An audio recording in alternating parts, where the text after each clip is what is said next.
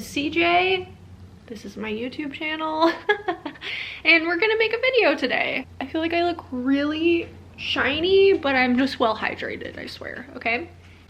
I saw this tag on Coiny Reads. Is that how you say this channel name? Charlotte, called the Time and Place book tag, and I just thought it was a really sweet tag prompt. It actually prompted me to look at my bookshelves and kind of, you know, stir up memories about what I had associated with each book. I picked kind of 7 books at random that had the strongest memories tied to immediately at first glance, and we're gonna talk through them a little bit. This is a cute idea. It's interesting how much a reading experience can like cement a time and a place inside of your brain. The Unbearable Lightness of Being. This book in particular reminds me of when me and Kiki first started dating. I remember like the very budding stages of our relationship and our romance when we were just kind of like trying to get to know each other, and of course books came up and we were kind of exchanging what our favorite books were, and this was his. This is what he told me was his favorite book of all time. So I was like, wow, I gotta read his favorite book of all time. I think I got around to reading it until a few months after that, and it turns out Kiki is not an avid reader. Kiki is not a reader at all. I could probably count on my hand the number of books he's read in the 6 years we've been together, which is totally fine. He has a lot of other media outlets that he enjoys more, and I ended up not liking this book at all. I think I should reread it because I remember nothing about it. I wonder if Kiki would too. Like, I wonder if I asked him what he remembers about this book and why he said it was his favorite. I almost feel like he was trying to impress me or something. I should read this again, but the memories that it inspires in me are like me and Kiki trying to get to know each other, and that kind of like first discovery layer of finding out who another person is. First book that I picked is Desert Solitaire by Edward Abbey. This is kind of like an American classic and ruminations about nature preservation and the American Southwest, which does not sound like my cup of tea at the start of it, but I have an ongoing body of work, which is a collection of photographs that I hope to turn into a book one day about my hometown in Arizona. I'll link that in the description box if you care. And its entire thesis is kind of about how the sun can be oppressive in certain areas, and what extreme conditions do to both the cultural landscape and the physical landscape. So I picked this up before I went on a trip home to Arizona for, I think, a 4th of July weekend, and it's usually about like 120 degrees in Yuma during that time, which is like genuinely hotter than Death Valley is sometimes. The sun is beating down on you. It is so oppressively hot.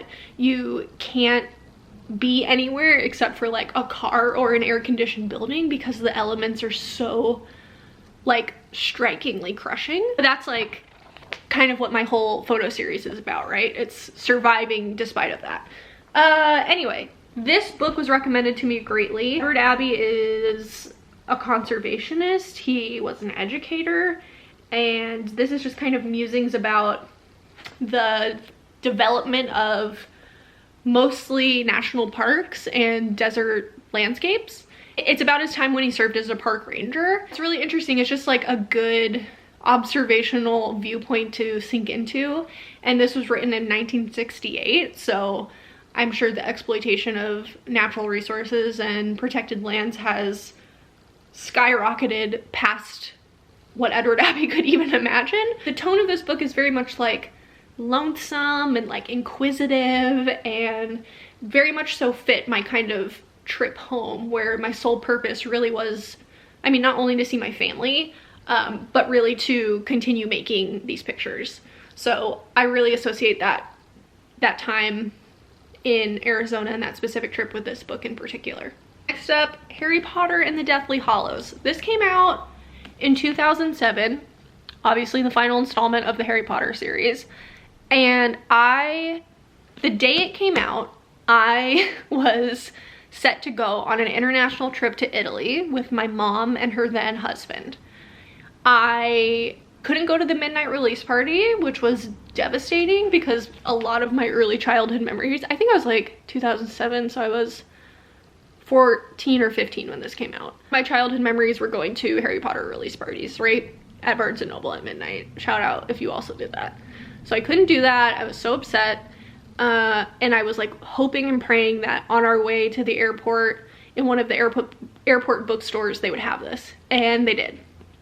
Not this exact copy because it's a paperback, but they had the hardback. I spent the majority of the international flight reading this book. I think it was like probably like 8 hours, New York to Italy or something. And I was so engulfed in this story that my parents were both like really mad at me because I wasn't like when we would go off to, when we had to like do plane transfers or like sit in customs to get our passports checked. I was literally just like I was walking through the airport like this, trying to figure out what happened, and then like sobbing as people were getting killed openly on the airplane, and also like as we landed in a foreign country while I'm like trying to read this book. And I remember like having conversations with the airline attendants about it, and they're like, oh my god, it just came out, like, are you so excited? And it was just like one of those weird cultural buzzy moments where I was like in flux and like couldn't really participate in it because I was traveling, but managed to anyway. So yes, absolutely, J.K. Rowling is canceled, huge turf, but Hermione wrote these now, right? I think that's public consensus. And kind of like it's culturally ingrained and in the lexicon of humanity now, from my perspective. This was such a foundational series for me as a reader and like a little nerd-ass child, like it was for so many other people. So that's my Harry Potter memory, and I think it's a pretty funny one. Next up, Just Kids by Patti Smith. This strongly reminds me of my sophomore year of college when I was trying to think more conceptually about photography and learning more about art theory and art history, and came across the work of Robert Mapplethorpe, which led me to Patti Smith actually. And I heard this memoir was amazing and I wanted to read it, and it was great. It's like a perfect weird time capsule of artists in the 60s and 70s living in the Village in New York City, and truly like a picturesque, gritty DIY scene at the time. And it spurred these two really foundational artists in both of their individual fields, and their interpersonal relationship to one another was a delight to read about. Kind of just like the transcendent between their early romantic relationship to how their friendship played out over the course of their lives, and Robert Mapplethorpe's kind of shifting sexual identity in politics. But I remember just like being so enraptured in kind of this like idealized version of the artist, right? And living on your own terms and kind of like suffering for art. I think this is like the only example of that I actually do think is romantic and beautiful. I love this, and it reminds me of just like bright, young, optimistic, I'm gonna be an artist, CJ. Next up, we have Little Weirds by Jenny Slate. I love Jenny Slate. She's one of my celebrity girlfriends. I think she's a beautiful, funny, hilarious creature, and I love her voice. And this really reminds me of Christmas last year. This came out in December of last year, I think. And if it didn't, then I read it in December of last year. And I remember kind of gulping this down, sitting on my couch, which you're sitting on right now, kind of curled up with the Christmas tree in the background, kind of had the week off of work in between Christmas Eve and New Year's, and having like the coziest, most introspective little snow globe insular moment in my house, and being able to live inside the weird and delightful brain of Jenny Slate. She's like the perfect amount of whimsy and like hopeful, tender optimism, and just like a completely original voice. Reminds me of a cozy, quaint time in my life where we weren't in a pandemic. More of that, please. Glass Castle by Jeanette Walls. This is a memoir, and it's essentially about a really resilient family where the parents are kind of fuck-ups.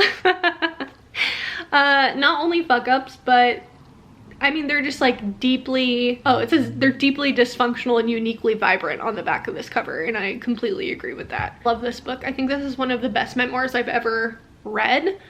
I strongly related to the dysfunction in this family. I think it mirrored some of the situational chaos that my family got themselves into when I was younger and kind of growing up on the carnival and with a family who was trying their best but like didn't have all of the right parenting tools at the right time, whatever that means according to society. Depiction of her father in this book and her parents specifically, and kind of recounting her childhood memories with them and going into how that dysfunction didn't set her parents up for longevity later in life, were so visceral and heartbreaking to me, and just felt like too close of a mirror. Like it felt uncanny to me almost. I don't know if you've ever had that feeling when you're reading a book before, but it's like, how did you get inside of my brain, and like, why are you here? I read this over one weekend. It was a very nice spring weekend in Portland, and I was in such a weird, isolated kind of, like I almost felt like I was being watched after I read this, because I felt like it was so akin to some of my experiences growing up. I just remember that mood and carrying this book with me like the entire following week. And it wasn't like specifically like a really standout weekend. It was just like a normal weekend. I was at work and finished this over my days off, but the mood and kind of cloud covering it kind of tinted everything with, stayed with me for a really long time. I love this. I should reread this. Okay, everyone, hope that was cute. What are some of your favorite memes with your books? Was that sad? I don't think it was sad. Just the last one was kind of sad. Yeah, a cute prompt again. Do it if you want to. I'm glad I saw this video because it just gives you a chance to reflect on how impactful books can be, can't they? Great. I'll see you on Monday. Goodbye.